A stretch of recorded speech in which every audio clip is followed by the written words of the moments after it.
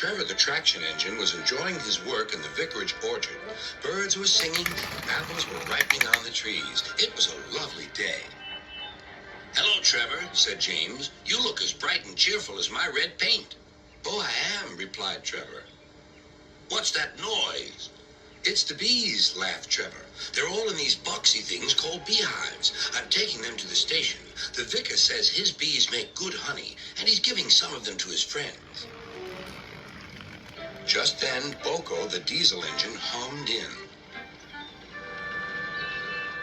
"Take care, you two. Don't make the bees angry. They might sting you." James didn't like being told what to do by a diesel, and he buzzed away. "Goodbye, Trevor," called Boko, and set off to see Duck at the next station. Bill and Ben, the tank engine twins, were busy arranging cars, but they scampered off when they saw Boko. "I remember the first time I met those two," laughed Boko. "They nearly made my eyes pop out. Edward soon put a stop to their games." "Edward is the only one who can keep Bill and Ben in order," chuckled Duck. "I sometimes call them the bees." "A good name," replied Boko. "They're terrors when they start buzzing around." James bustled in. "What's that, Duck? Are you afraid of bees? They're only insects after all, so don't let that buzzbox diesel tell you different." "His name is Boko, and he didn't. I wouldn't care if hundreds were swarming around. I'd just blow smoke and make them buzz off." "Buzz, buzz, buzz," retorted Duck. The next morning, James arrived at the station to collect his coaches. The passengers were excited and keen to get on board. The platform was crowded, and the porter was in a hurry. "Mind your backs," he shouted. Then there was trouble. The beehive fell and broke open. The station cleared like magic. James heard a familiar buzzing. The bees were too cold to be cross, so they buzzed around the fireman, hoping he'd mend their hive.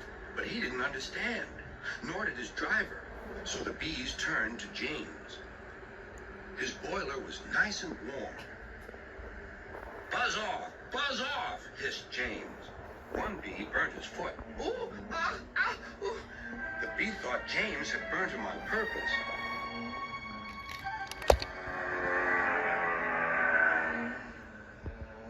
So it stung James right back on the nose. "Eee!" whistled James. He had had enough. So had his fireman and driver. They didn't notice till too late that they had left all their coaches behind. They tried everything to get rid of the bees. At first they spun on the turntable. No good. They tried washing them off, but the bees clung harder to James's warm boiler. Then they tried smoking them off by going through a long tunnel, but still the bees wouldn't go away.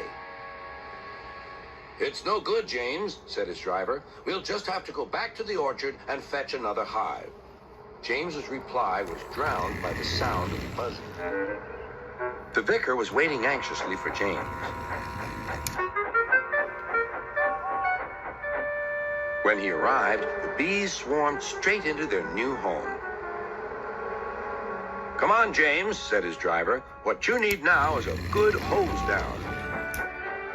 Later that evening, James was resting in the shed when the vicar came to see him. "Thank you for saving my bees," he said. "It's a pity it's not Christmas. Then we could call you James the Red-Nosed Engine." Everyone laughed, even James. But instead, they decided to call James the Bee's Knees, which means they thought he was more useful than ever.